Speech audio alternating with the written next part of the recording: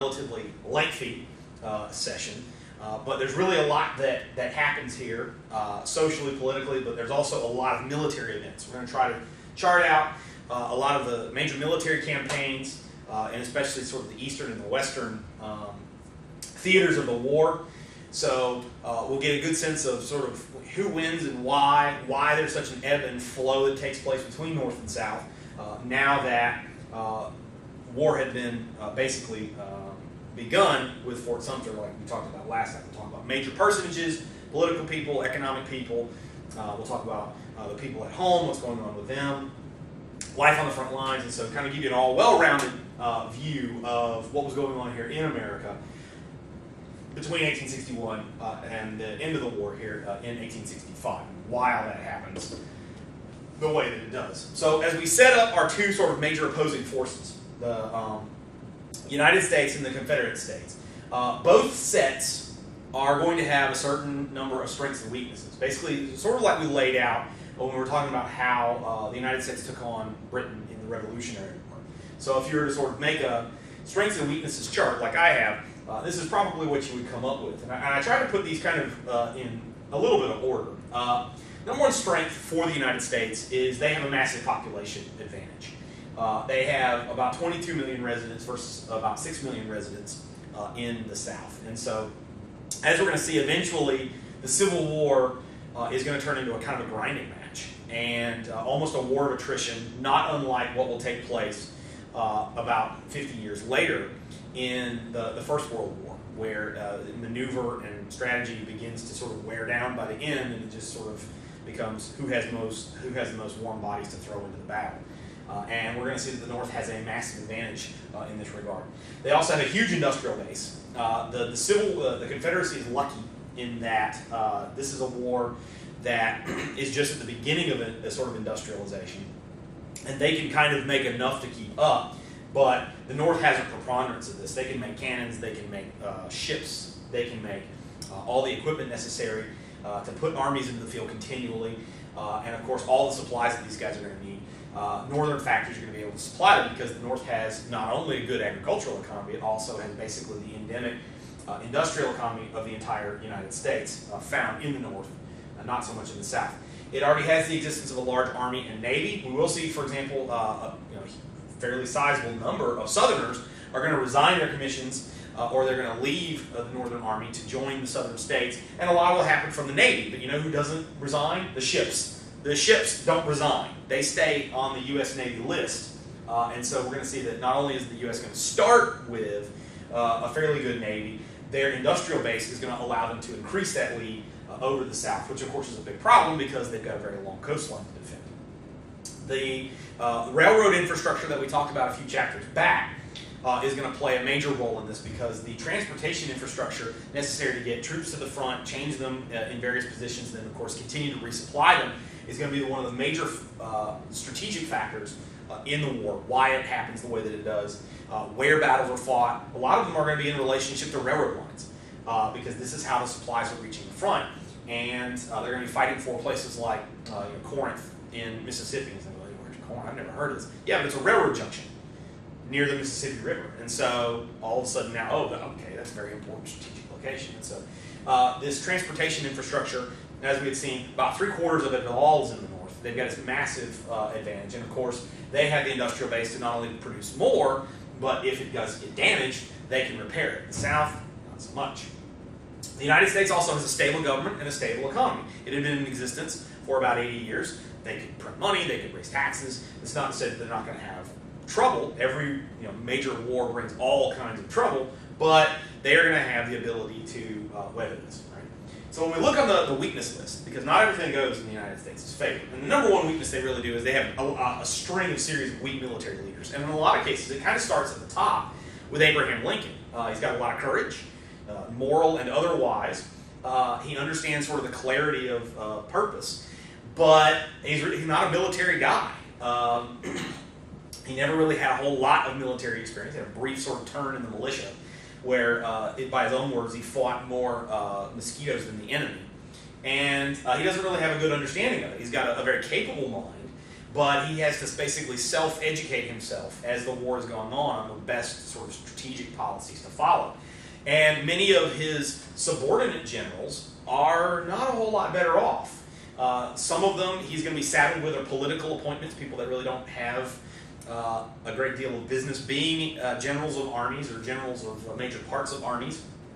But because certain people in certain states with certain friends, they've got influence in Washington, they wind up in these positions of importance, and they're difficult to get rid of. And in some cases, it's hard to promote people who do show some quality for various political reasons. Guys like Ulysses S. Grant, where it takes him several years to finally rise to a certain level of preeminence to where he can influence the events. And so a lot of the military leaders that we're going to see that the North has are pretty bad. Some are almost disastrously bad in terms of this. One Northern soldier during the war wrote, that the officers of the Northern Army weren't smart enough to pour pee out of a boot if the instructions were written on the heel. So some of these guys just did not have a lot of faith in their leadership.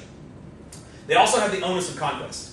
The South gets to play defense, and you've got several, you've got thousands and thousands of, square miles of territory that the North has to go in, and they've got to take these places over. You've got to force these guys out, and then you've got to occupy it, and you've got to force the Confederate States to then continue to follow federal law and recognize the sovereignty of Washington. So they've got to go in, and they've got to take all these places, right? And soldiers, in some cases, are not quite as well attuned to fighting. I've seen this argument made, and I've seen some people kind of counter it, but because of a more urban sort of environment that a lot of these soldiers are coming from, they tend to not spend quite as much time out in the fields, shooting and running around the countryside, as you'll see a lot of the young men in the Southern Army do. And as we're going to see as time goes on, generally speaking, the casualty rates among the northern units are higher than in the South, and so that's where we get that sort of bullet point from. While they do have a stable government, they have a lot of political infighting. The South, generally speaking, by this point, politically was pretty well dominated by the Democrat Party. The North, it was pretty well split. Lincoln had managed to win, but it doesn't mean that every sort of Democrat that existed in the North just drops dead when, oh, well, the other guy won, that's it, we're all Republicans now. That's not how politics worked then. It's not how politics works now. And we're going to see a lot of the Democrats in the North are going to be, they will take the position almost seditiously, in some cases seditiously, basically saying, if the South wants to go, just leave them. Lincoln, we can't stand this guy Lincoln. We would be perfectly happy to see him lose the war. And so Lincoln has a lot of political problems at his back, as well as the military problems at his front. And finally, one of the major weaknesses that the North is going to have to counter, and it's going to be able to successfully counter throughout the war, is the possibility of foreign intervention. This was how the United States won its war against Great Britain during the Revolution, and that was they got France and Spain to come in on their side and to start taking Britain's eye off the ball, and then help the United States at key moments during that war.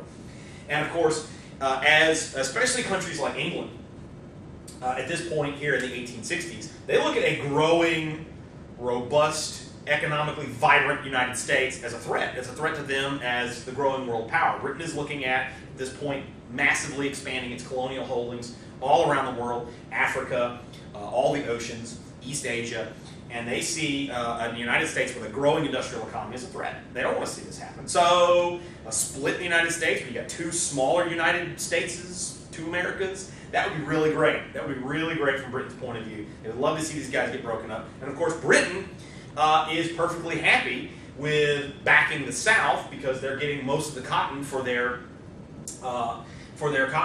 textile mills from the U.S. South. And so, hey, we've already got a good relationship with these guys. Politically, diplomatically, strategically, this works for us. France is also very much in the same boat with Britain, but they're just kind of waiting for the right moment to come in. And of course, Lincoln has got to keep these guys at bay because they don't want to see any kind of foreign influence in the war. This is our number one. This is our number one bonus. This is Washington. As you can see, the U.S. Capitol in the background. This is the number one advantage that the North has, and they just got battalion after battalion after battalion, brigade after brigade after brigade of troops that they can just continue to throw into the battle. And so many of these engagements, as we're going to see, especially towards the end of the war, is an ever-shrinking Confederate army holding off ever larger and larger armies of Northern troops, with a great deal of equitability, but still, eventually, the South runs out of guys. Okay, so Confederate strengths and weaknesses. In any war, it's never by any means a foregone conclusion. There's no reason to think that the South could not have won the war. There are several instances, especially in 1862, when victory was quite possible. And so when you look at, well, what strengths does the South have? Probably their number one strength was the fact that they had a number of strong military leaders. You had some real superstars in the pantheon of American military people. At the top of the pyramid is probably Robert E. Lee, who's able to take his army kind of from the dregs of defeat, and then the next thing you know, he is sort of knocking on Washington, D.C. A couple of times. But you also are going to have guys like Thomas J. Jackson. You're going to have, a number of these sort of high-level, very motivated commanders. Nathan Bedford Forrest, all along in both mostly in the Eastern Army of Northern Virginia, but also a few in the Western theater that are going to be operating at a very high level of effectiveness. And so some people have said, well, there's more strong military militia tradition in the South rather than the North. Whatever the reason is, it could just be straight up bad luck for the North, that most of the good military leaders were born in the South rather than the North. But this is the way that it typically works out. It's not to say that the North didn't have a few good leaders, but it seems like the South really had the lion's share. These guys also, they only have to play defense. The longer that they keep the North out, the more likely eventually the North is just going to throw his hands up and say, okay, whatever, it's not worth it. We're tired of having our guys get killed. You guys want your independence? Just take it. Okay? Because that's what happened to Britain. That's what happened to Britain in the American Revolution. They eventually got tired of sending armies over to America and having them killed or captured, and they said, okay, fine. You guys want independence? Take it. So this is a major strength, that they get to pick, in many cases, kind of where the battles are fought, how the battles are fought. Much of the terrain is well known to them, and for the most part, the local populations are going to be very friendly with giving out information, such as, oh, I saw the enemy army moving this way, and then not giving information to the invading Northern forces. Southerners are pretty well suited for war. This can be exaggerated, but like I said, there seems to be, especially when you look at the casualty ratios, there seems to be a little bit of something to this. All right, cotton, which on the one hand is not all that useful in war, at least not by itself. I mean, I don't know if we want to throw giant bales of cotton at the enemy, but cotton does have a valuable economic and diplomatic quality in the fact that the South can turn to places like Britain and France and say, hey, you guys need our cotton? Yeah, you need to come into the war on our side. Cotton can also be used for trade, at least while trade exists. We're also going to see one of the benefits here is going to be Indians. The American Indian, typically speaking, is going to use this opportunity to sort of launch a number of attacks. You'll see some that will take place in Minnesota, some elsewhere around in Oklahoma. But the Indians, generally speaking, not always, but generally speaking, are going to kind of side with the Confederacy in this regard, because they see any opportunity that they have to kind of push back the pressure that they're feeling in the western United States from the encroaching power of the federal government. This is going to look like a good bet for them. Basically, if the South is going to hammer these guys, and we're with the South. All right. They do have some weaknesses. Number one weakness is they are badly outnumbered. Badly outnumbered. We're going to see that many brilliant Southern military successes are unable to turn into the massive sort of devastating war-ending type of victories that you might normally expect, just because they don't have enough guys at the end to sort of finish off beaten enemy armies. And then of course at the end they're not going to have enough reserves to come up and eventually plug all the gaps once the dam finally bursts militarily. No Navy. The South is going to start out essentially with no Navy other than what they can build or requisition or steal for themselves. So this is going to be a major problem. They have a very small industrial base. You get the Tredegar Iron Works in Virginia. You've got a few other places that are cranking out industrial products in Alabama and a couple of other places in Columbus, Georgia. But for the most part, you don't have a lot of industrial activity because the bulk of the pre-war economy had been based on agrarian production, plantation economy. They have a very limited communications network. They will use it very effectively for what they have, but of course, due to the little industry, when many of the military operations come into their region and the railroad lines are damaged, for the most part, they don't have the industrial capacity to fix them, right? And of course, they've got a brand new government. They've got a baby government. It's just been elected. It's just brought into power. It's going to have some limits on its power. Jefferson Davis will do a pretty good job of expanding that power for the necessity of war. And of course, one of the major problems they're going to run into is economics, the fact that they don't start out with any money. What they got is gumption, right? You've got good leadership. This is Thomas Jackson leading his brigades at the Battle of Chancellorsville. And they're going to go in with pretty high spirits. But as we're going to see, strong feelings sometimes are not enough to win wars. But at the dawn of the Civil War, after Fort Sumter, you're going to see a lot of people still view the possibility of a civil war with a bit of incredulity. That it doesn't seem like this is going to be much of a war at all. Americans aren't going to really have much of a stomach for fighting other Americans. And just, like you've seen in some of these European wars prior to the 1860s, you get kind of one battle and the other side sort of runs off, and you get a Napoleon-type figure who surrounds the enemy and then ends the campaign with one sort of fatal stroke. A lot of people think that it'll end with one battle because the two capitals of the two countries are very close to each other. When the Confederacy moves its capital to Richmond, Virginia, it means it's only 100 miles away from Washington, D.C. And so it naturally seems that just, this is what happens in European wars, is you go and you attack somebody else's capital, and then if it falls, then their whole government falls apart, and then, the country submits. So this is what a lot of people thought was going to happen. You just sort of have this big battle. One side would lose, the other side would lose their capital, and then that would be it. It would be over. You even had one member of Congress. He stood up on the floor, pulled out a handkerchief from his pocket, waved around. He says, "I will wipe up all the blood spilled in this war with this one handkerchief." And so he would be sadly mistaken. Well, Lincoln understood that, all right, if a sharp blow right at the enemy capital will, in fact, win the war, then let's get after them. Let's get after them very, very quickly. And he says, we need to go up and just nail these guys and just send in this force. And so he turns to his commanding officer of the army, General McDowell, and he says, okay, go after them.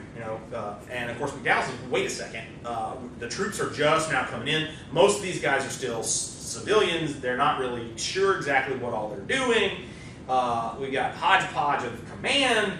He says, we need to stop, spend some time, and get trained, and know what we're doing, and get a more cohesive structure together before we go off into battle. This is just a bad idea. Lincoln says, no. You are green, meaning inexperienced. You are green, but so are they, right? Meaning that the Confederates, they're green also.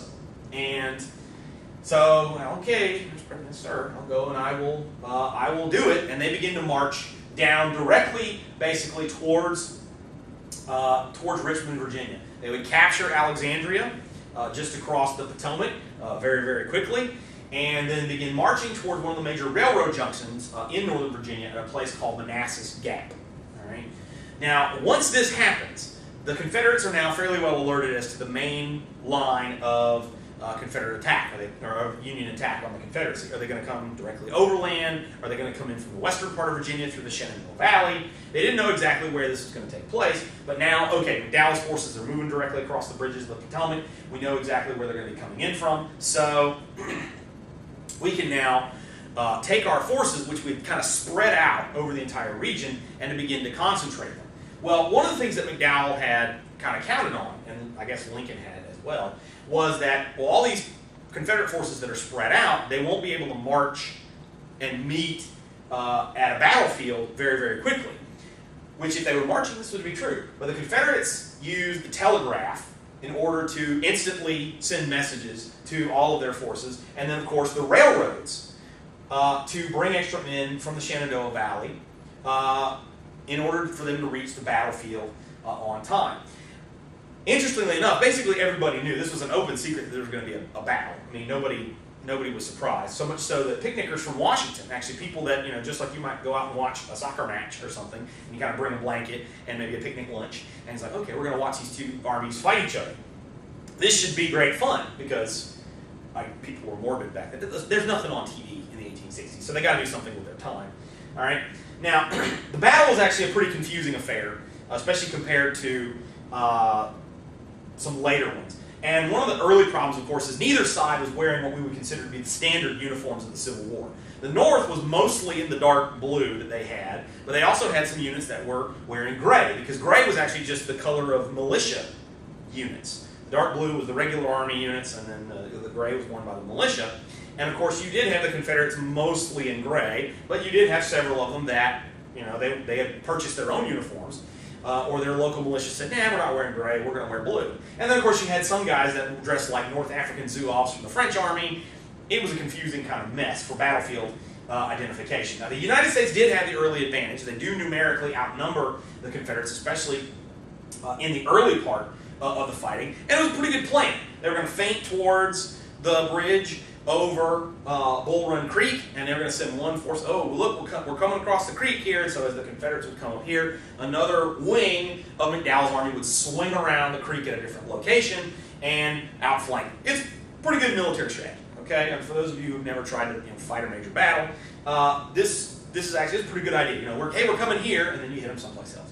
Military maneuvers go like this as well. But the problem is the Confederate forces from the valley arrive.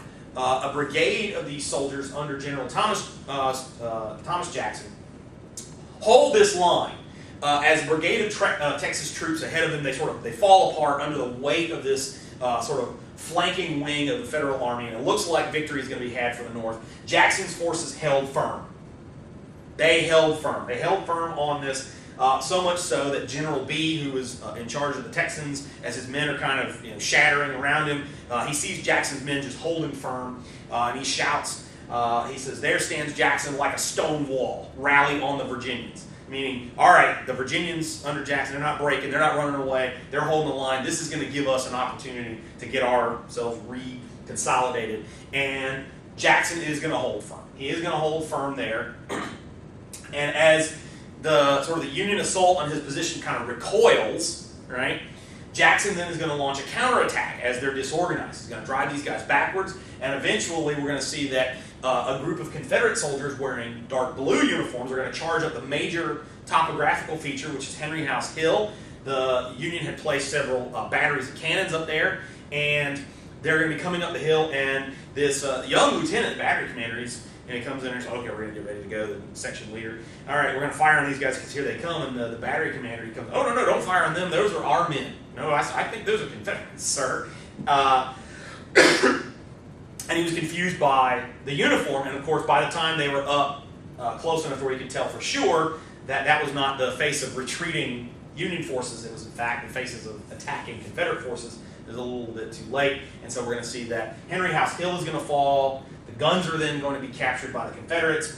And at this point, these troops that had worked all the way around the flank, they hit, and then they're forced to go back. They fall apart. And basically, then the entire U.S. Army more or less collapses.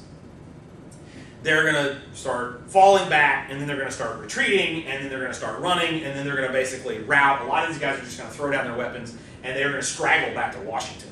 The roads are clogged, of course, with a lot of these picnickers who are trying to get a good view of the battle, and of course now they're worried that the rebel army is going to come and kill them as well. So there's chaos, absolute chaos leading back to the capital.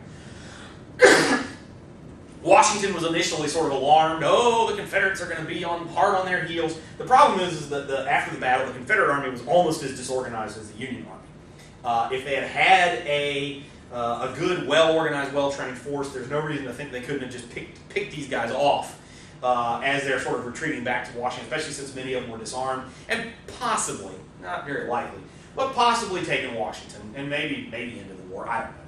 But it doesn't matter. The upshot of this is Richmond was safe, but really it now had a target painted on it, and we're going to see that basically for 4 years the United States is going to ram its head into trying to capture Richmond, which actually is going to work in the Confederates' favor because now they know exactly where one of the major targets is going to be. And so when you know where the enemy is going to go and where they're going to try to get to, it makes it a lot easier to defend. So The Confederate capital is safe for the moment, but as we're going to see, nobody gives up. Nobody gives up the fighting as a result of this. And the war is obviously not going to be a short, bloodless one. So here you can see some scenes of the fighting as it takes place. You got people with all different kinds of uniforms. You got some of these guys dressed like French zouaves and chasseurs à pied, and it was cool to dress like members of the elite of the French army at this point. You got guys with havelocks, little white things over there, kepis from North Africa, and it's a pretty confusing kind of scene as it takes place. This is Jackson as he is bidding goodbye to the ladies as his troops are all packing on these trains to come in from the Shenandoah Valley, and they would arrive, of course, just in time. This is what the 1961 reenactment, the centennial reenactment, looked like, for those of you who wondered what Civil War reenacting looked like when it was sort of first getting started. You can see the big fake beard on the big fake Jackson there. But fortunately for us, reenacting has improved a great deal in the intervening 50 years or so. So, okay, McDowell sends his army in, just like Lincoln had told him, and the thing that McDowell told Lincoln would probably happen is what happened. His Green Army, in fact, shattered because it wasn't well trained, it was not very well put together, and of course Lincoln said, "Oh, McDowell, you were right, you're fired." So McDowell gets fired as the commander of the Army of the Potomac. So who are we going to get to replace him? Well, the man that Lincoln is going to find for the job is one of our major characters that we've got to talk about, both militarily and politically, and that is George McClellan. Now, McClellan rises to prominence throughout the latter part of 1861 because he helps the West Virginia counties that are mostly mountainous and doesn't have a lot of slavery. They had wanted to break away from the rest of Virginia, and Northern Army under McClellan goes in there and helps them break away. They form their own state, and then they're going to join the Union. So this major sort of military / political success looks like McClellan, he really knows what he's doing. And so, and he's here, he's close by, he's in the Eastern Theater. So Lincoln says, all right, you're going to be in charge of the Army of the Potomac. And so he's going to come in and he's going to do this, all right? Now, you've got to understand a little bit about McClellan. McClellan sort of is a microcosm of the war. He's got a lot of strengths and he's got a lot of weaknesses. His number one strength was as an organizer of the Army. He was an excellent disciplinarian. He comes in and he says, okay, this Army is a rabble. We've got to get these guys training as companies, training as battalions, training as brigades, training as divisions, training as corps, and they're going to be constantly trained. We're going to train the officers, we're going to train the men, we're going to get their discipline, we're going to get their efficiency up to a very high level, so that way when we go into battle, these guys will know exactly what they're supposed to be doing. And at that task, he was excellent. You still saw, even later on after he had been fired in disgrace twice by Lincoln, the soldiers continued to talk about what a great job George McClellan had done in taking an army that had been thrashed by the Confederates and turning it into something of a fairly respectable fighting force. The problem with McClellan was, once you got him out of the training camp, you said, okay, now lead your army against the enemy. What? He was overly cautious, all right, and always was willing to believe that the Confederates outnumbered him, despite the fact that that's an insane possibility. And so he fought very cautiously. He often dithered between objectives. At one of the major sort of battles of the war at Sharpsburg, Maryland, he more or less sort of abdicates command to his corps commanders. So, yeah, you guys just go and fight Lee's army. And so he was a pretty poor field commander. And, of course, that's eventually what is going to be his downfall in this. But there he is. There's little George McClellan. He's only about yay tall. So he wasn't a real big guy. And, of course, like all these people, his hand in his shirt because I guess their stomachs were itchy back then. No, that was just the style. It was the pop collar or the duck face of the 1860s. People did all kinds of stupid stuff to make them look cool in photographs. Basically, since photography has been invented. So, anyway, so for those of you who photobomb behind people, yeah, that's just another phase that we're going through. This is McClellan, and he's going to be one of our major players. And this is a little political cartoon that you can see of Lincoln. He's got McClellan in a little wheelbarrow, and he's trying to get him to the front. And of course, McClellan, he's got a spade, he's got a shovel on one shoulder because he would rather dig in, and he doesn't want to go anywhere. And he's got his little parasol up, and so Lincoln's like, I'm going to have to wheel you to Richmond. I'm going to have to get you there myself. So these are the problems that he's going to have, right? Now, this is the fighting as it begins on land, but we're also going to see that basically right from the beginning of the war, the fighting is going to take place, or at least activity is going to take place on the seas. because one of our major players who still kind of hang around in the background is Winfield Scott. Winfield Scott was a Southerner. He's from Virginia, but he stays loyal to the Union. And by the 1860s, Winfield Scott is pretty old and pretty fat, and not a lot of people take Winfield Scott very seriously. But Scott says, "Listen, you're not gonna beat the South in like 10 minutes. It's gonna take at least 3 years because you got to conquer a huge area, and this is how you do it." And he called it the Anaconda Plan, just like an anaconda will sort of wrap around something, squeeze. He said, "What we need to do is use the Navy to blockade the Confederate coastline and then start attacking their coastal fortification, sending ships into their rivers. We need to attack Richmond and capture it, and then we need to make invasions over land, but we just need to squeeze it, and eventually it'll give up and quit."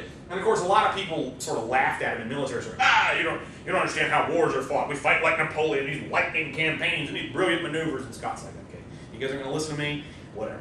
And so he was too old for field command, but he was still kind of hanging around. And what's interestingly enough is, of course, Scott was right. This is basically the plan the United States was going to follow, even though they made fun of him for it, because it's the one that started to work. So when you look at this from a sort of maritime point of view, all right, the South has no real navy, and a very, very long coastline to defend. All you got to do is bust out a map, and you can see it. All right, some of you probably visit it in the summer. All right, so the South is going to experience this pretty harsh blockade of their port cities because the North, all right, doesn't want to see them trading cotton for guns and cannons and ammunition and medical supplies and all the things that an army is going to need. And while this starts off kind of small, as the U.S. Navy gets bigger and more powerful, and also more and more the port cities are captured, as the war goes on, this is going to have a real withering effect on the Confederate economy. First, it's going to start driving up prices for certain items, and then by the end of the war, some items, no matter how much money you had, they just simply weren't available because the economy was beginning to fall apart. Inflation was going up through the roof. As bad as inflation got in the North, it was 1,000 times worse in the South. One of the other issues that we're going to see is that the U.S. Navy could transport troops, and they could land at various locations and then attack before Confederate forces could really catch on to where they're going to be. As we're going to see in 1862, McClellan is going to use this to attack the eastern part of Virginia, and then again in 1863, Grant is going to use this to move his army downriver the Mississippi to attack Vicksburg, the Vicksburg fortress, from the river as well. And we'll see a few other places where this will take place as well. All right. Like I mentioned, the U.S. Navy found that one of the easiest ways to blockade a port was, instead of just waiting outside for ships to kind of come out and catch them, was if you can knock out the forts guarding the port city, or if you could sneak in and capture them. And if you take the port, then they can't use it. And ever increasingly, what you're seeing is the South is going to have to use smaller and smaller port facilities, especially like here in Florida. They would go to some creeks and bayous and things like that, and build little docks out to where they could kind of sneak in and out. And so by 1865, all the large southern ports have been captured. So they've got these port cities that are then going to be in northern hands. All right. Like I mentioned, the navigable rivers of the South, which had been a great boon during the periods of peacetime, because you've got these big sort of water highways that you can put these steamships on and move goods and cotton and food and all the stuff that you need for an economy around. It also means you can move big warships on. And this is going to be the most important that this is going to be is for the Mississippi as a route of invasion, because if you capture this, it's going to lead to the South being basically split into two more manageable pieces. But also it means that now the Mississippi can be opened up back to northern trade and then blocked off for southern trade. The most important southern port and city at the start of the war was New Orleans. New Orleans was the largest, it was the wealthiest, it was the most important strategically. It was guarded by these two great big forts down near the delta of the Mississippi River, and we're going to see that Union steamships are going to get past the fort before they can really do any serious damage, and before the New Orleans militia can really sort of organize itself. And the next thing you know, Mayor of New Orleans has to surrender to the U.S. Navy very, very quickly. And so, just like that, New Orleans is gone. The entire Mississippi is going to be stoppered up to trade, because they're going to be guarding New Orleans. So this is a major problem that is only going to get worse for the South as the war goes on. So here you can see this is a blockade, what it looks like outside Charleston. If you can't get in and capture the fortress cities, and you can at least blockade it from the outside. This is Union gunboats running past the batteries of the bluffs of Vicksburg as they're trying to get these troop transports downriver to help Grant in 1863. So these waterways, both the ocean and the rivers, are going to be incredibly important for the military events that are going to take place on land. This is one of the raids that they try to do into Charleston. This would eventually fail. The United States would lose 2 ships sunk during this little sortie because of the extremely well-sighted gun batteries guarding Charleston Harbor, but they are going to be able to still cause a great deal of problem. One of the characters that we got to chart through this is, of course, going to be Ulysses Grant. He is he's probably the greatest figure of the war, because he's going to go on, to be president of the United States and have a number of other important factors as well. But it's interestingly enough, is really the only thing that Grant was ever good at was being a Civil War general. He had been in the Army before. He had gone to West Point, and this is where he picks up sort of his false name.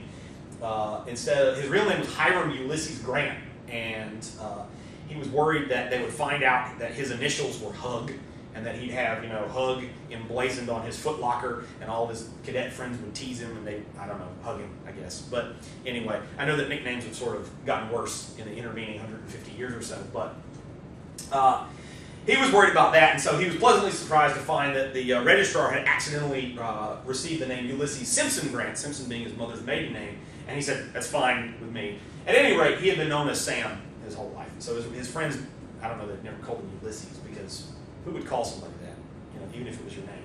But this is who he was. He'd been in the Army, and he'd done some stuff, and he wasn't even really good at the Army, at least not his first cut at it. And so he got out, he went into business, and he failed at that, he failed at running a store, and then he failed at being a farmer, and really, he was a failure. Really, in a lot of ways, the Civil War kind of saved Grant's career, because as the war was breaking out, they needed people who had military experience, and Grant fit that bill. So he comes back into the Army. He's from Ohio. He's going to be fighting a lot of the war in the Western Theater, west of the Appalachian Mountains. And so he's given a brigade of troops, and he is then going to oust Confederate forces that have taken up occupying positions in western Kentucky. He is then going to be augmented as he's shown some success. Hey, okay, Grant, you kind of know what you're doing, right? You're going to go in now, and you're going to lead our attack here into northern Tennessee in late 1861. Well, the area in northern Tennessee is relatively open and flat. If you've ever been to Middle Tennessee, there's not a whole lot of constraining terrain to keep enemy armies out. It's relatively flat, it's relatively open, it's fairly easy to move through. You've got some forests, but for the most part, it's relatively easy to get through once you get past the forts guarding the major river arteries going into and out of Tennessee. And that's Forts Henry and Fort Donelson. Grant is going to capture both of these in some pretty bright campaigning. He's going to coordinate his forces on land with the naval forces that are going to be operating on the river of how to attack these forts. He's going to capture them wholesale, and in many cases with several thousand Confederate troops trapped inside.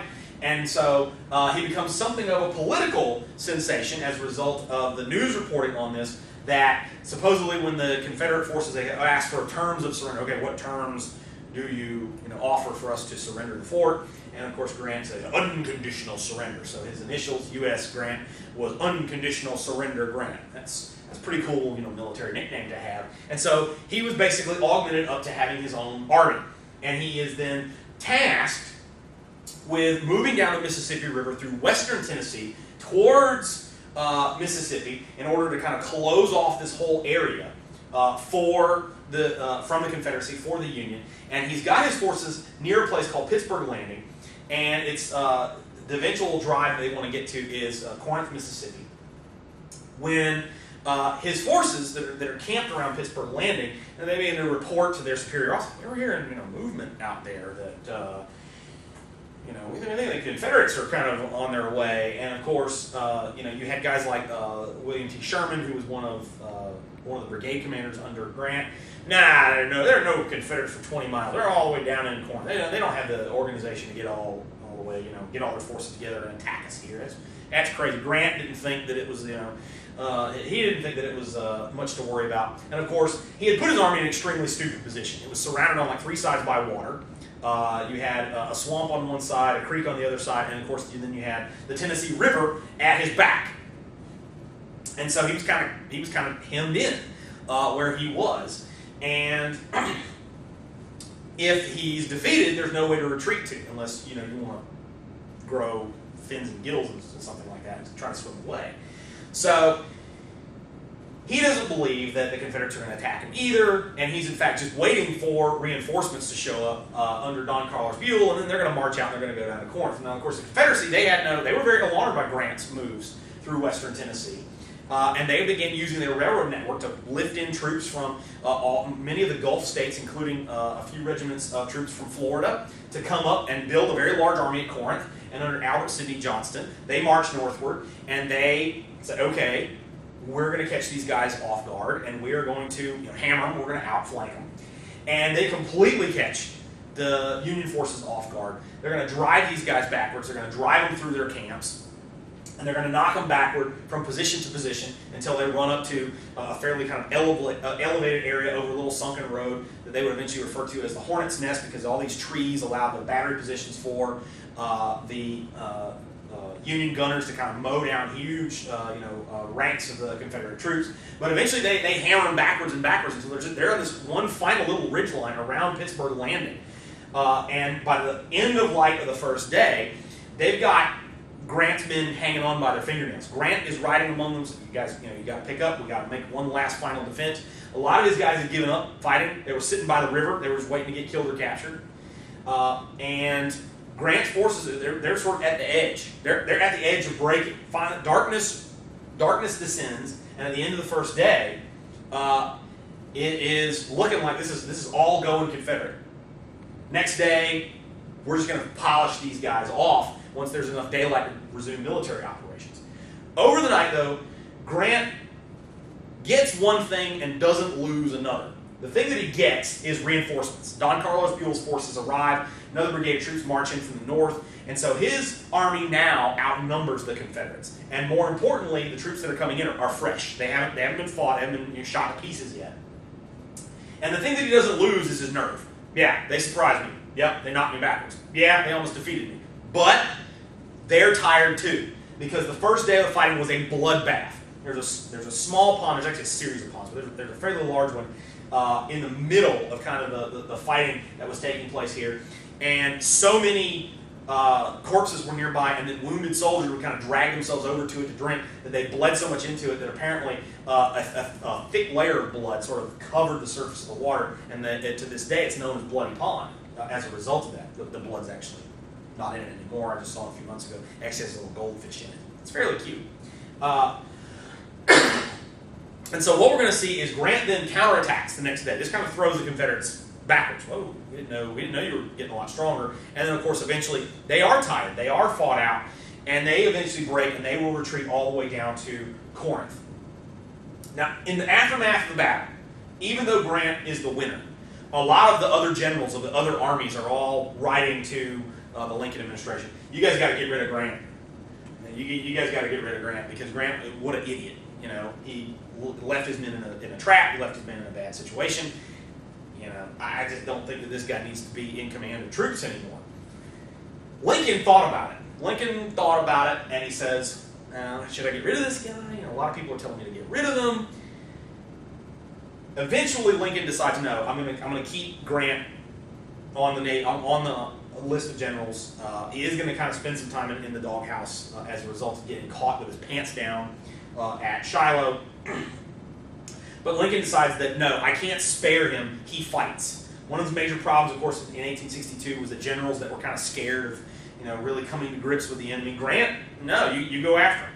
You're going to lose lots of dudes. Yeah, so are they. That's the nature of war. You got to be able to stomach this kind of stuff. And so once Lincoln had decided, no, I'm going to stick with Grant, Grant was his man. And of course, a lot of people complained, I heard Grant drinking. He was drunk. That's why his army sort of almost fell apart on the first day. Which there's a certain amount of truth to that. There are a lot of rumors that Grant was an alcoholic. Of course, a lot of people back then, it was not uncommon for, especially the gentry class in America, to be sort of tipsy by 3 o'clock in the afternoon. But, especially as you're going into battle, you may need a little liquid courage. But Lincoln, of course, he said, well, I'll find out what he's drinking and I'm going to send a case of it to all my generals if it'll make them fight like Grant does. So, politically, and sort of major military strategy, Lincoln decided not to get rid of Grant. And of course, a war would take a radically different course had Lincoln decided, okay, yeah, this guy's a moron, we don't need to have our generals doing this kind of stuff, and gotten rid of him. But that's not what happened, so we don't have to think about that. Now, Shiloh is important for another reason. Okay, the Battle of Manassas, the first major land battle that had taken place, and then you got a lot of other smaller battles like the forts and stuff like that take place over the winter of 1861, 1862. In the spring of 1862, though, our first major land battle is going to be Shiloh. And Shiloh, unlike Manassas, is going to be a massive bloodbath. Manassas is kind of confusing. You have a lot of smoothbore weapons that don't have a lot of long range. Shiloh, though, we're seeing an ever-increasing preponderance of soldiers that are armed with rifles. We're seeing how the cannons are being employed as mass kind of batteries to blow away large numbers of infantry. And so the public is absolutely shocked as news of how many people were killed or wounded at Shiloh. To put this into perspective, more Americans died in the Battle of Shiloh, one battle, than if you were to combine all the wars that had happened in America prior to the Civil War together. So there were more American deaths at Shiloh than the American Revolution, War of 1812, all the Indian Wars, and the War with Mexico. You put them all together, you get less than Shiloh. And of course, this should be a grim presage to a lot of people that, okay, this is like, we're at the beginning of this, and it's only going to get worse. So there's Grant, unassuming, sort of leaning against a tree, unlike McClellan. Look at me, I'm awesome. Grant, yeah, whatever, I'm Grant. He also had the habit of sort of taking off his general's uniform and sort of milling about the army dressed as a private. There were several occasions where his men did not know who he was because they didn't recognize him without his uniform on. And so he was a pretty informal guy, and he understood what it took. He understood what it took to win the war, which is not a very nice, it's not going to be a very nice, pretty clean, strategic kind of war. So this gives you an idea of kind of the fighting as it's taking place. Here you can see these troops are lined up and sort of going at each other, and why the casualties are so heavy, because the weapons are increasing in effectiveness. And as these guys line up, because you don't have radio communication, it's very difficult to sort of hear and see what's going on, so you've got to rally together, and of course you're starting to get shot to pieces as a result of that. And of course you've got positions like here, you can see the hornet's nest. These guys are huddled behind the trees. You've got a sunken road in front of them. The Confederates eventually would push these guys off of it, but massive, massive casualties are going to result of that as well. We're also going to see a lot of other technological changes beyond just the weapons used on land during the Civil War, and that's going to take place at sea. And that's going to the Civil War is going to be the first major war in world history where we're going to transition away from wooden ships to metal ships. If you guys go and see any of our modern warships that we have, they're all made of metal, all right? And of course, a lot of people had stayed away from that because you get a great big piece of metal and you put it in the water, it sinks. But buoyancy, right? So you put metal and you just make it to where it's more buoyant. You don't let the water in, it will float. So we're going to see that the Confederacy is actually pretty desperate, and they've got to come up with some more ingenious ways to break this blockade rather than just say, oh, they're blockading our fleet or are blockading our ports with their fleet, so we just build more ships than they have. Well, they don't have the industrial capacity for that, so we can't build more ships than they do.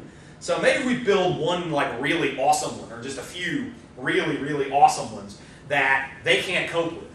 So what the Confederacy did was in Charleston Harbor, there had been a naval base there, and in evacuating it, the United States Navy had blown up the USS Merrimack. And so the Confederacy sent some divers down, they patched up the hull, they pumped air into it, and they refloated the Merrimack. And what they did was they then rolled out iron plates. They put these iron plates all over the sides of the Merrimack, and they renamed it the CSS Virginia, and it is the first of what we call the ironclad battleship. And what they did was they eventually, once it was ready to go, they turned it loose on the U.S. blockading squadron that was operating in the Chesapeake. And exactly what you would think of an iron battleship versus a whole bunch of wooden battleships is exactly what happened. This thing went hog wild, and it blew up, burned, or sank basically all of these things, and it chased the ones that could get away just out of the Chesapeake. Right? Now, all the while the Confederacy is building this thing, I mean, anybody with a telescope can see, what are they doing? They're putting iron on a battleship. Ooh, that's bad, right? So we're going to see that throughout this period, the United States was coming up with something to try to counter that. And so a guy named Ericsson, he was a Swedish immigrant, he came up with a design that actually would use a rotating turret. This is, of course, now pretty standard on basically every warship. They got some kind of rotating turret for their direct and indirect fire weapons. This is their counter to the Virginia. That's going to be the USS Monitor, and it's a very different design. Instead of just a sort of ship with iron kind of plates all on it, it was an all metal design. It was flat. It had the turret, it had a little box at the front that you could pilot it. In heavy seas, it wasn't very seaworthy. In fact, several of these would sink. The Monitor would later sink in a storm.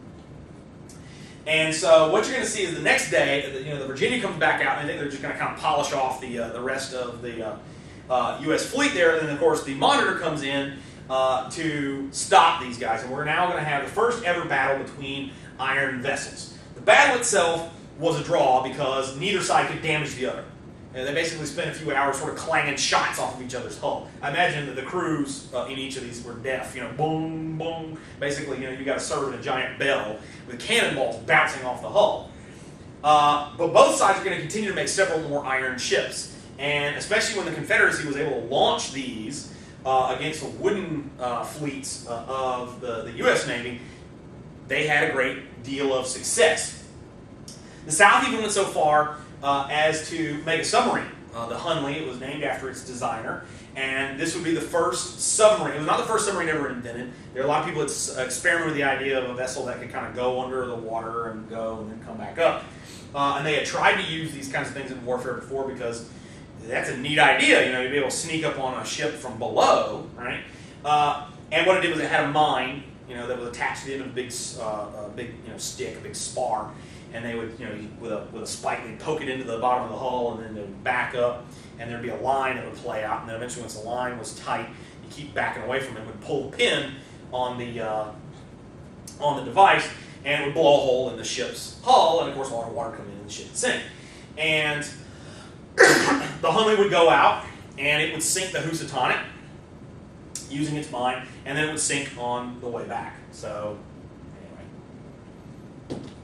Too bad. This is the Hunley. You can go to Charleston. They have found this in Charleston Harbor. They raised it, and they've since done the archaeological work on it. I was lucky enough to get a chance to go and see it and participate in the funeral for the crew. This is the sinking of the USS Cumberland, a wooden ship. It's the one that looks like splinters, versus the Virginia.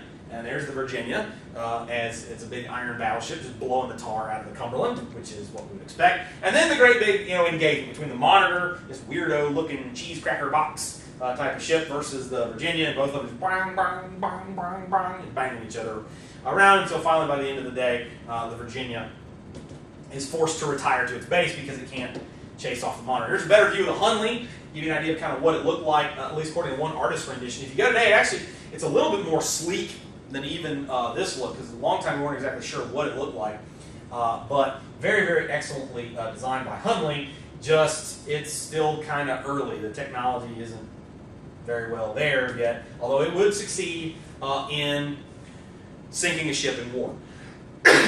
Well, thanks to the Monitor kind of pushing the Virginia back into its base to where it can't, sort of very easily sort it out, we're going to see that Lincoln had been kind of riding McClellan throughout the winter of 61, 62, and said, okay, when are you going to attack the Confederates? You've been in charge of this army for like 6 months. When are you going to attack? Well, you got to train, we got to get ready.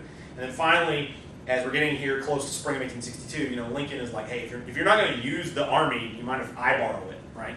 And so finally, McClellan comes to Lincoln. He says, all right, I got a plan for attack. What we're going to not do is just go right at him, like we did before with McDowell. We're not going to do that. We're going to use the Navy to bring us around to the east coast of Virginia, outflank all their defenses, and we'll attack Richmond from the east. Lincoln, I don't know that that's really a good idea. You're going to kind of leave your base of supply. But hey, if you're going to do something, I guess it's all right, okay?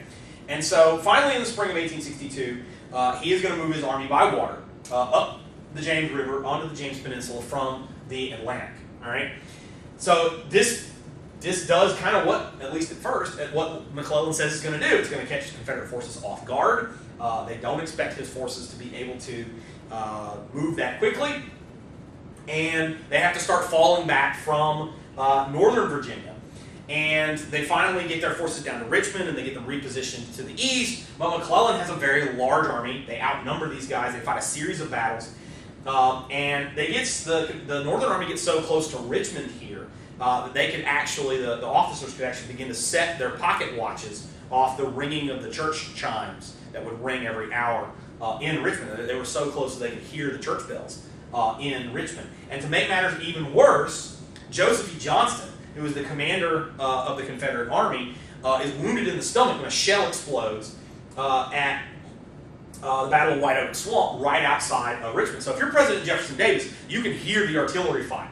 There have been a series of battles, and they're getting closer and closer. This big Union army is getting closer and closer. And then, of course, your commander, he goes down.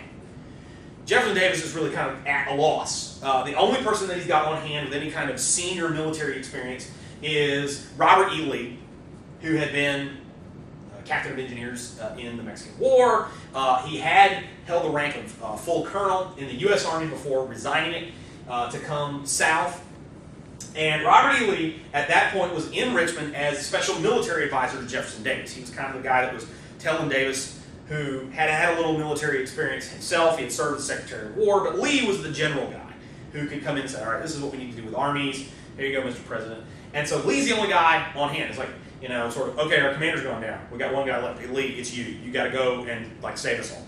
So Lee inherits this horrendous situation where he's got to deal with this massive army attacking the capital. They're very, very close.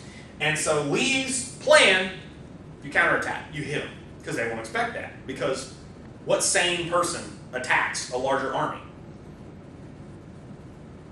Now, Lee understands, because he had been watching the maps, that in the western part of Virginia, Stonewall Jackson had been running rampant and driving 3 Union armies by a series of very lightning-style marches out of the valley. And that meant that now Jackson's army of the Shenandoah, the army of the valley, was freed up and could march down and join his forces on his northern flank, making his line a little bit longer.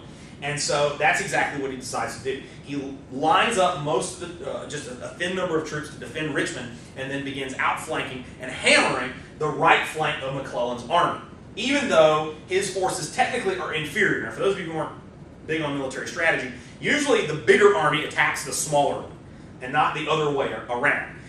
One of the things that Lee is going to demonstrate here is that not only does he kind of understand what his forces are capable of, but one of his almost supernatural powers is his ability to understand what the enemy commander is going to do.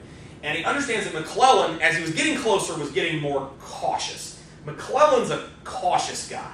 He hadn't wanted to move for 6 months. He doesn't really want to move now. So you're not going to be able to overpower him, but you might be able to scare him. And that's exactly what happens here. Is McClellan looks at the map and he says, oh, he's hitting my right wing. Oh, my right wing's on the other side of one of the rivers, off of the Chickahominy, from where the rest of them are. Maybe they'll get trapped, and maybe they'll get destroyed. No, they're not going to get trapped and destroyed. There are going to be a series of fights that are going to take place all along the peninsula here.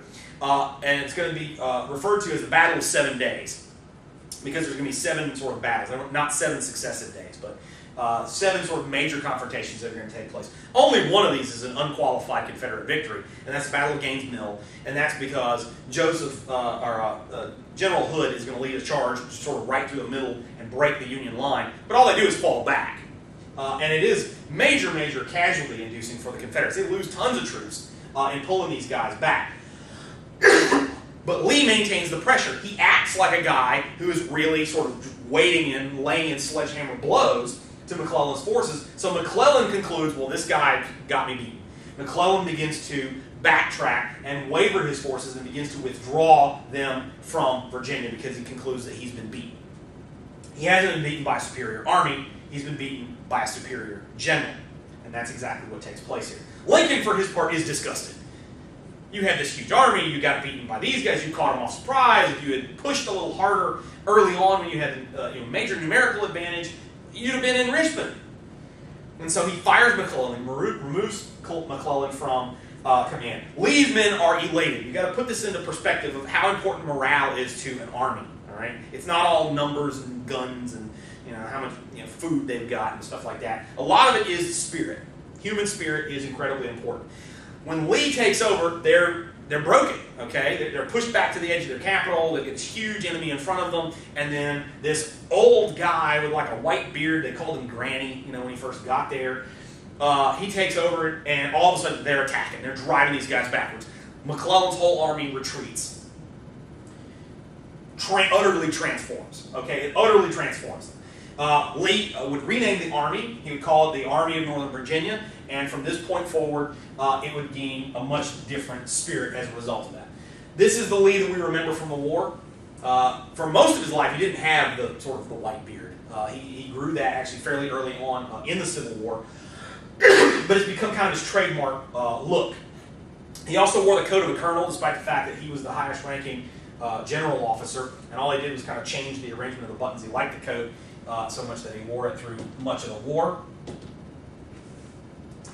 And so Lincoln has got, he's shaking his head, and I don't know, there's probably a few other choice words that Lincoln may have used for this. And so one of the things, though, that the North really does have going for it is it's just got a huge number of men. All right, and so while first Johnston and then Lee has pulled his forces out of Northern Virginia to east of Richmond to meet with these guys, well, that means that the road from the north is basically open if you can put another army together.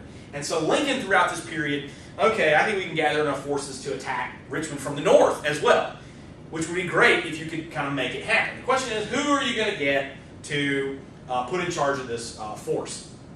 Well, they find a guy who had been fighting in the Western Theater, a guy named John Pope, and he had been leading attacks on the territory around the Mississippi River. He had captured one of the major islands in the Mississippi River that had been heavily fortified. It was island number 10. And so John Pope was a fighter, right? He was a vigorous campaigner, unlike McClellan. And he looks like the right guy. When Lincoln is interviewing him, he says, well, McClellan, he's always worried about his lines of retreat, his lines of communication, lines of supply, and where he can fall back to if he's defeated. What do you think about that kind of thing? Pope, I don't need that kind of stuff. We're only going to go forward. You don't need to worry about your flanks. You don't need to worry about your rear. You just attack. You just hammer. Yeah, to Lincoln, he's looking at McClellan. Well, McClellan's a wuss. He's a wet blanket. This guy, this is what we have. Now, of course, if Lincoln were a little more savvy with the military, yes, McClellan was too soft. Pope, a little too hard. All right, he's a little too rash in his decision making. But Lincoln gives him his command here of these troops. He's not going to send any more to McClellan. McClellan, at this point, eventually is going to be packing up and heading back to Washington via the water. And Pope takes his forces, he advances headlong towards Richmond. I did live, let's go at him. Whee! Right? Well, Lee does a pretty good job of sizing up John Pope. He realizes that he's not McClellan. He's not a kind of guy that you're going to be able to bluff him, but he is a guy who doesn't care about his flanks. He doesn't care about his lines of communication, so we can use that to our advantage. Lee takes Jackson's corps of his army, and he says, okay, march around Pope's flank and get behind him. And we'll see if see if that doesn't flip him out. That all of a sudden, hey, maybe your lines of communication, the places where you're getting your orders from and your reinforcements and your food, see if, having some enemy army behind you doesn't flip you out. It turns out, oh, this is bad. You shouldn't let people behind you. And that's exactly what happens. Pope is drawn backwards then to try to find Jackson's corps. And Jackson, for his part, plays a game of cat and mouse in Northern Virginia with John Pope. And really nobody is better at this kind of thing than Jackson in the Civil War. Except for maybe Nathan Bedford Forrest, but that's, that's cavalry. It's a little bit different. And so finally, Jackson takes up position near the Manassas battlefield. It's actually about 2 miles west of there. But it's fairly near the original Manassas battlefield. We're going to see a second now battle of Manassas. It's going to take place the next year. Jackson's corps ambushes a brigade of New Yorkers from a wood line, and that then alerts Pope to where Jackson's forces are. But most of Jackson's corps finds a really, really good natural position, which is an unfinished railroad cut in the side of a hill. And what this meant was you basically have just sort of a natural, sort of like a World War I style trench, which is it's sort of butted like this and then it goes up to a lip. So if you lay down or if you kneel, all you have to do is expose your head and kind of your shoulder while you fire, and you can lay down and reload. And this is a position that, of course, the enemy is going to have to kind of come up to, and it's got a nice flat open area in front of it to attack. So once Pope has figured out where Jackson's corps is, he said, well, we badly outnumber these guys. And he lines up his forces to go after them.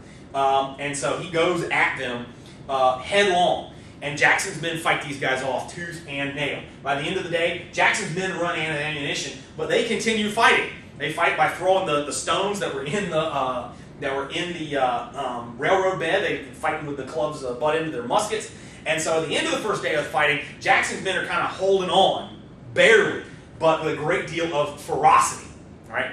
Lee's army shows up, though, in the evening of this, and he begins lining his forces up basically in an L. So while Pope is doing this, he doesn't have any sort of flank security. He figures, I've got Jackson's guys all isolated. I'll wipe them out with my army. All right, next day, one more assault and Jackson will be dead. He never notices that the other half of Lee's army under his other corps commander, Longstreet, is basically got him in a flanking position. Longstreet launches this attack, comes in part beside Pope's army and in part behind his army, and the next day the fighting absolutely routs the Northern army.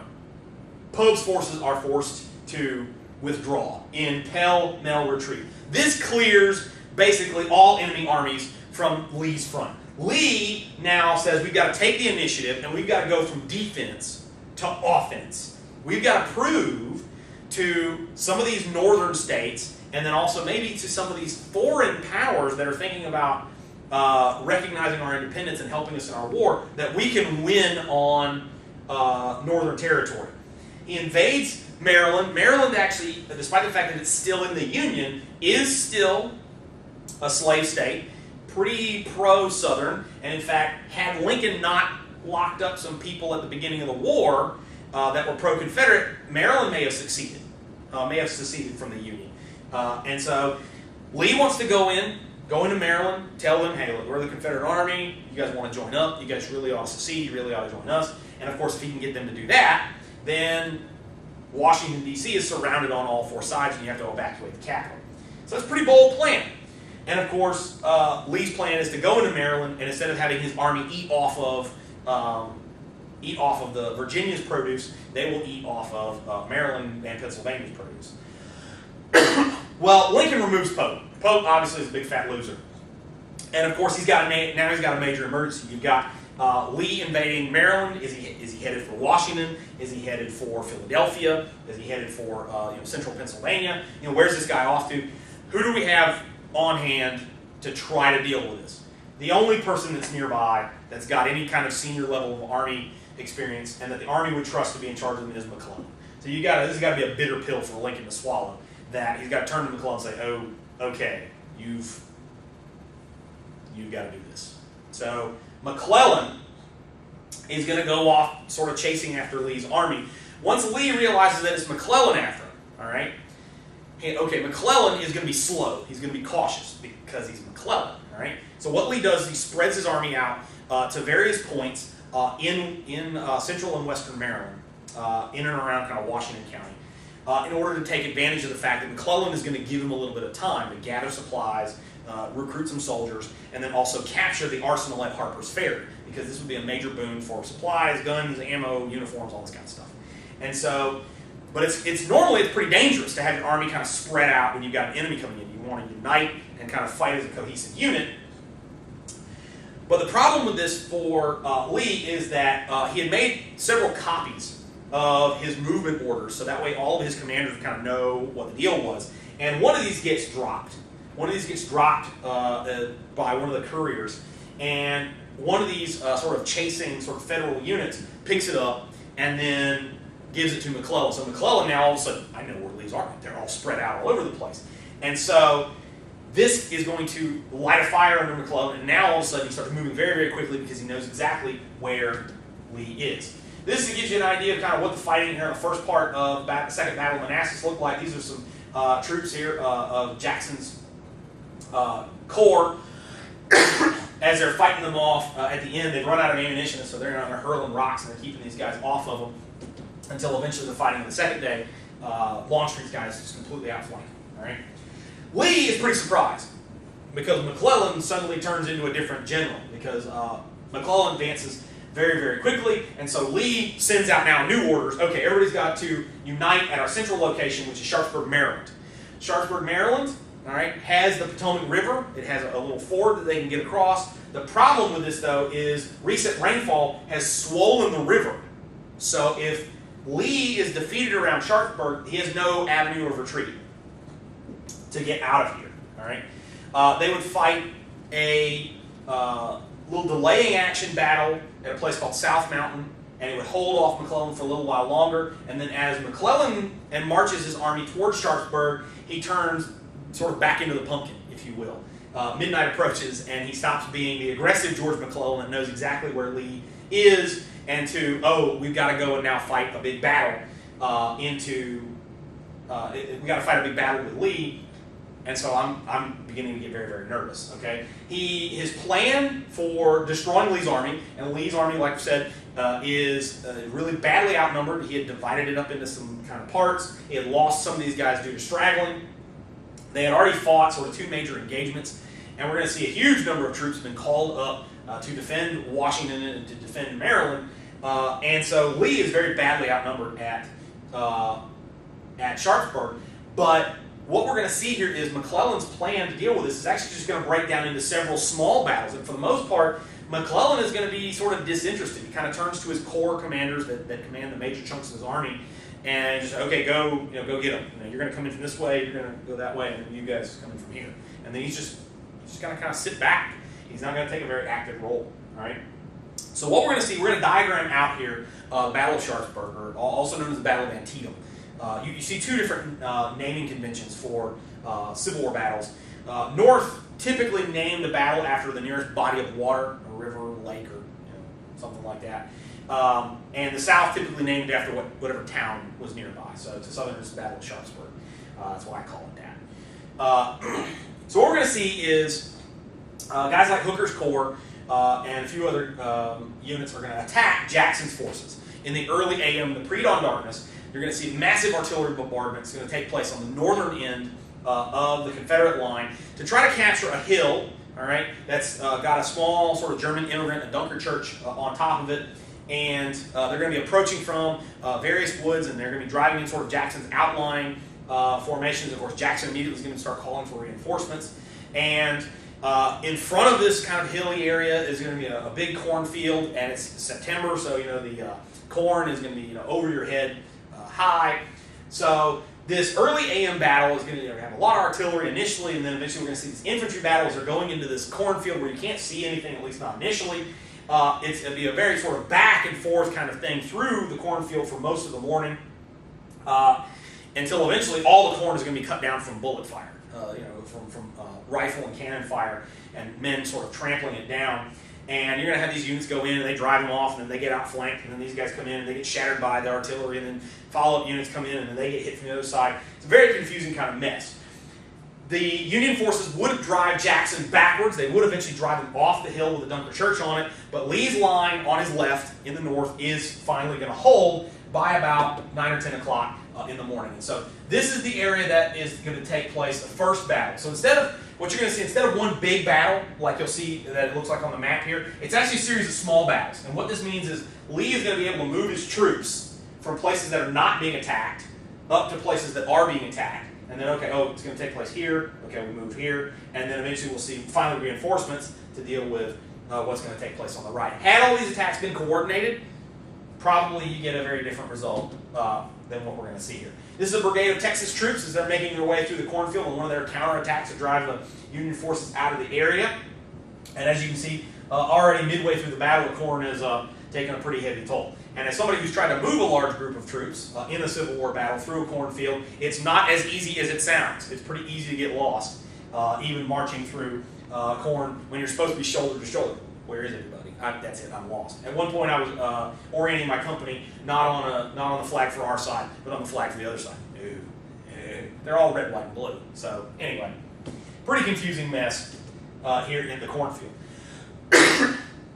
Phase 2 of the fighting is going to take place for the most part around the center part of Lee's line, around one of those sunken sort of dirt roads. And many of you guys around sort of in this area of Florida, you see a lot of these dirt roads and they're sunken in. And the reason for that is people have been driving on them for a couple of hundred years. So it wears down the soil in the road, but not on the hills, not on the land around it, which eventually the road goes down and the hills kind of stay the same. And so one of these little sunken roads is going to be kind of the main sort of places the fighting is going to take place next, because we're going to see that brigade first of Irish troops and then a number of other New York regiments are going to wind up attacking these places.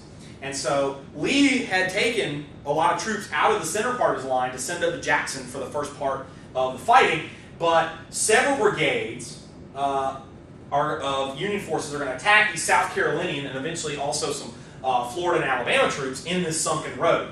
And these guys initially are going to get bloodily repulsed.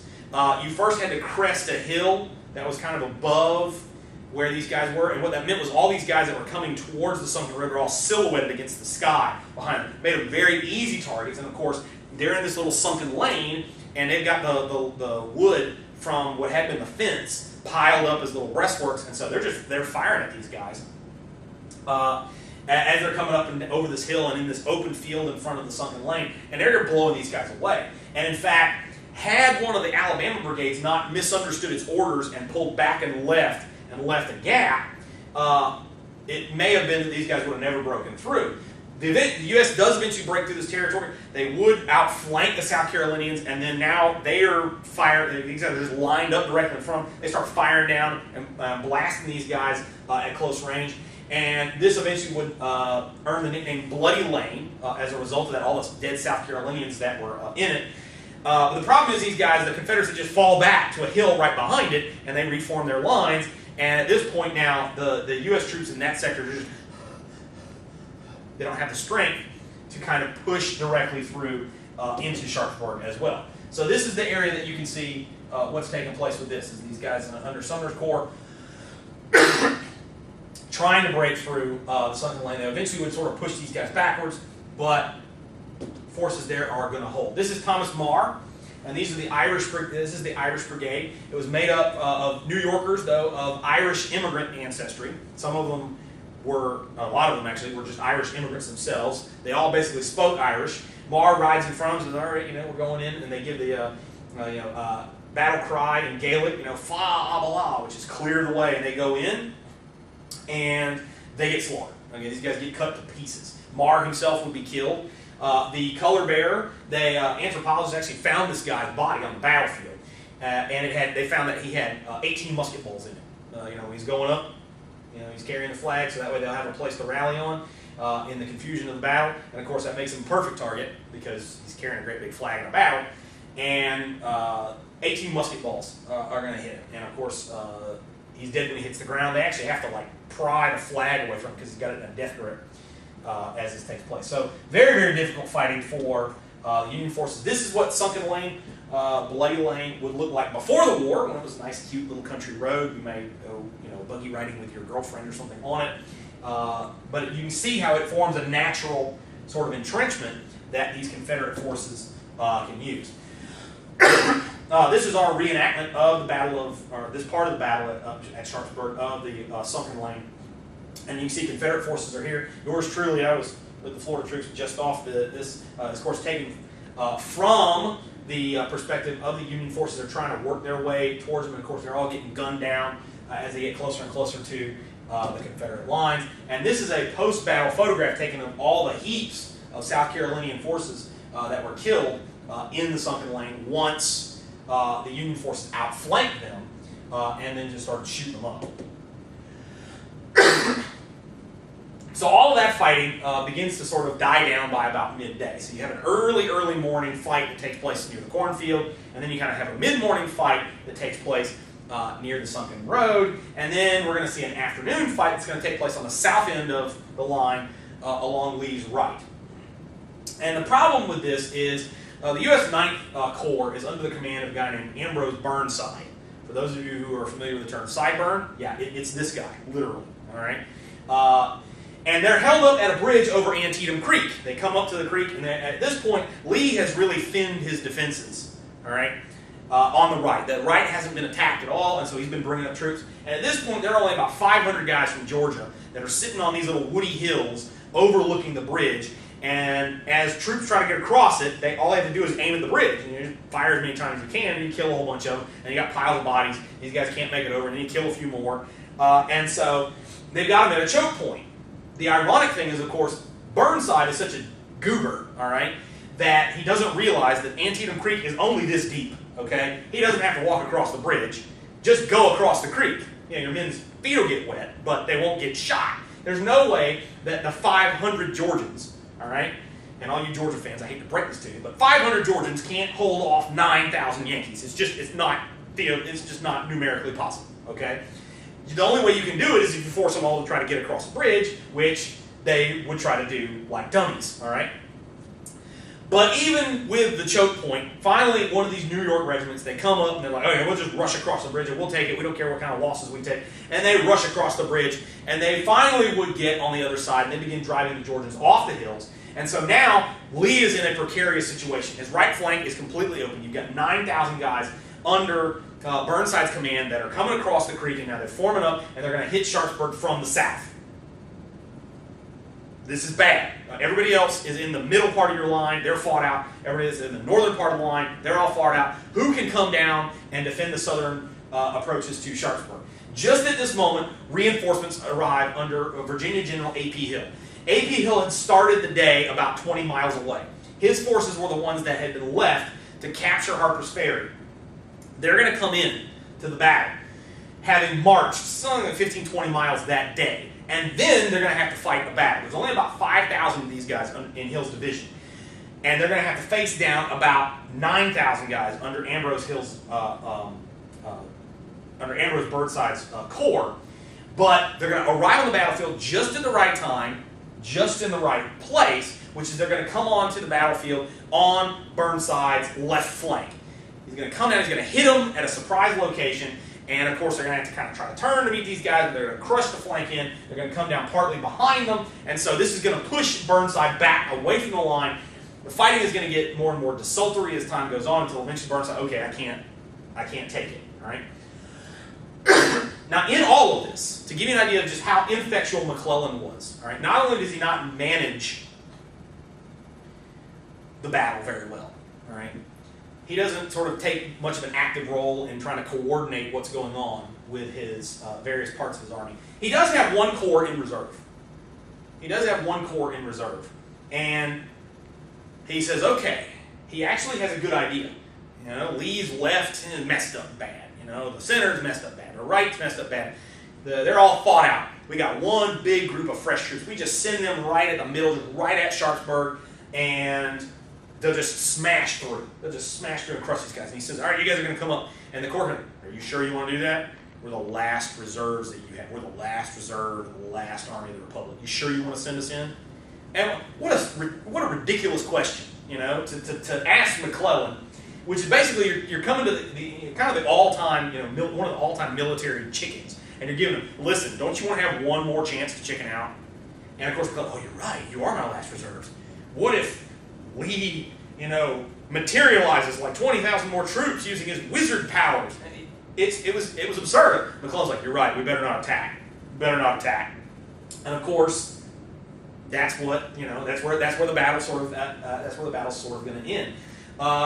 The river goes down overnight. Lee, for his part, decides to stick around on the hill, you know, of Sharpsburg here, looking down at the Federal Army. Hey, you guys want some more? Come get it. McClellan decides, no thanks. And then after that, Lee would bring his army back over the Potomac, back into Virginia, 2 days after the fighting. United States the U.S. North is going to claim victory. They're like, yeah, we drove Lee off. But of course, anybody who knew anything knows that the battle itself was a draw, and when you consider the disparity of numbers, this is actually a pretty good job done by the Confederates, that they hold these guys off. And we're going to see that this is going to be the bloodiest single day in U.S. history, as 22,000 Americans are going to die as a result of this battle. This is insane. Okay, these are. If we saw 22,000 people die today, I don't know, in one day, I don't know that we'd be able to handle it. Okay, we see 3,000 people go down on 9/11 in 2001, and that was a punch to the American psyche. Okay, you got to remember, this is 22,000 out of 1862 American population, which is like a tenth. So it would be like 10 times that. It would be like if we lost 220,000 people a day. So these are crazy numbers. These are crazy numbers as a result of the fighting. So this is Burnside. He's coming in from this area. This is Burnside's bridge of what you're going to see here as well. Now, when we look at the political side of this, all right, one of the major factors that we haven't talked a whole lot about is slavery, when in fact slavery is at one of the roots of why the whole war is taking place at all. Ostensibly, it is very much a war of, what can the federal government tell the state governments to do? The states have certain rights. Well, what rights are you worried about losing? Well, right to slavery, right? And so this had been something that Lincoln hadn't really touched on pretty heavily the first year or so of his presidency. In fact, he had said, look, my job is to preserve the Union. If I preserve it without slavery, fine. If I preserve it with slavery, fine. That was the way he initially sort of started putting this out there. Of course, Lincoln, for his part, was no fan of slavery. All right, and of course, his ultimate, kind of political convictions were that slavery is bad. It's antithetical to what it is to be an American. The idea that we're all free, we're all equal, except for you people who aren't equal to the rest of us. I mean, it doesn't work. You can't make that. All right. So Lincoln understands that a lot of the abolitionists who had voted for Lincoln are like, hey, when are we going to get some of that sweet, sweet abolitionism that we were hoping to get when we put our guy in the White House? And of course, Lincoln, he's trying not to upset the pro-slave, factions that are still in the Union, like Maryland, and Delaware, and Kentucky, and Missouri. Strategically, he needs these places. Early on in the war, one of these military sort of aides come to him, Mr. Lincoln, oh, it looks bad, but they say God's on our side. You think God's on our side? And Lincoln, is like, well, I hope to have God on my side, but I must have Kentucky because of the strategic locations. And so he can't upset these people. All right, and so how do we give a moral character to this? How do we pose slavery in a light that's going to make us want to fight to get rid of it? But at the same time, the South relies on slaves for a lot of economic output. Like it or not, most of the slaves that are still in the South, they're working for the Confederacy. They may not want to, okay, but that's the nature of slavery. You don't do slavery because you want to. Nobody signs up to be a slave because you volunteer. It's not really slavery, it's volunteerism, okay? So what he decides to do is he wants to issue a proclamation. It's an executive order, all right, to try to free the slaves. But the problem with this is when he puts it to his cabinet, all right, in 1862, at this point, most of Lincoln's armies is having this done to it.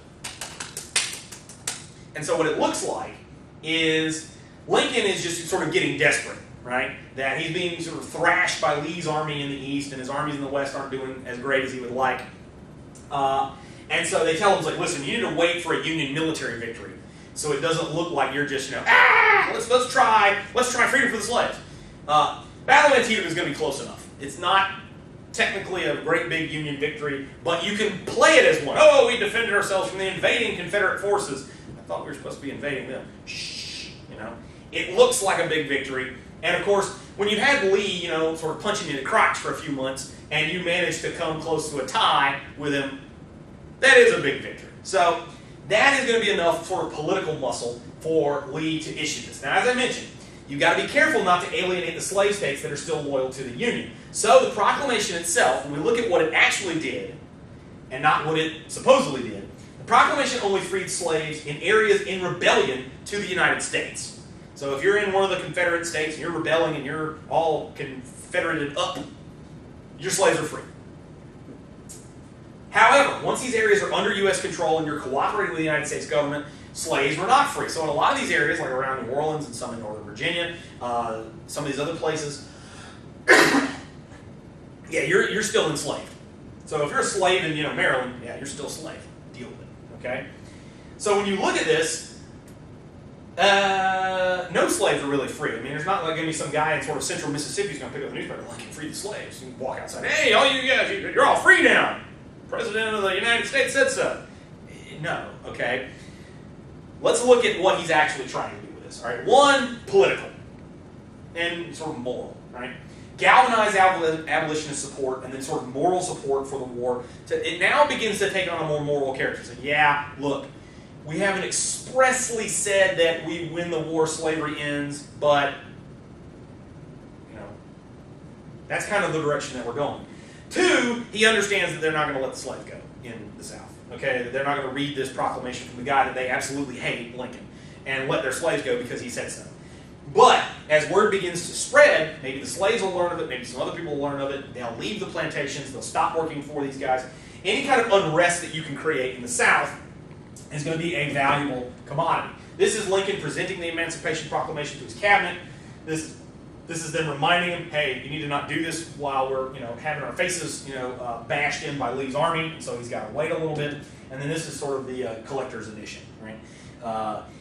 I don't know that he put his own face in like colonnades of sort of liberty and justice on there, but why not? Proclamation is actually fairly short. This is back when you didn't need 10,000 pages from the government to figure out what you were going to do. Just a few words and a little common sense could handle it. Oh, if only those days were back. So, part two of this then is the change that this is going to make for African Americans in the war total. All right. One of the pieces of the Emancipation Proclamation was that now African Americans could actually join the army and participate in combat. Prior to January 1, 1863, when it goes into effect, this had not been possible. All right, if you were black and you wanted to join because you wanted to preserve the Union, or you just liked a wicked, cool, dark blue uniform, you couldn't. Now there were a lot of African Americans that were sort of in service, civilian organizations, burial details, mule drivers, that kind of thing, that were kind of attached to the army. You weren't actually in the army. You weren't an army person. All right. And so now that can change. You can actually be in the army and participate in battle, right? And they're going to draw from freedmen, men freed from slavery, escaped slaves, and a number of other people, and their lives are going to jump at the chance to fight against slavery. When you look at the whole course of the war, 180,000 African Americans are going to join up, and they're going to serve in the United States Army. You start dealing with kind of big numbers, and okay, well, what is that? I mean, that would be a lot of people to try to fit in this room here, but what is this? Give me some frame of reference for this. That's about 1 out of every 10 Union soldiers. So this is like a 10% bump in terms of the manpower that they're going to add to the Union Army. The first black unit was the 54th Massachusetts. It was commanded by a guy named Shaw, who had a lot of military experience before. He also his family had a lot of stroke with the Massachusetts governor. They got this regiment raised. Shaw made sure that they were extremely well trained. That they were going to go into combat, they were going to fight. They fight in the islands around South Carolina, trying to capture Charleston. They would take pretty heavy casualties trying to attack Battery Wagner, one of the major earthen forts guarding Charleston Harbor's mouth on the James Island campaign. Shaw himself would be killed, but the regiment would go on, have great success, participate also in the fighting that takes place here in northern Florida. They would fight with a great deal of distinction at the Battle of Olustee, and basically save the Union Army from being destroyed. They had kind of already lost the battle.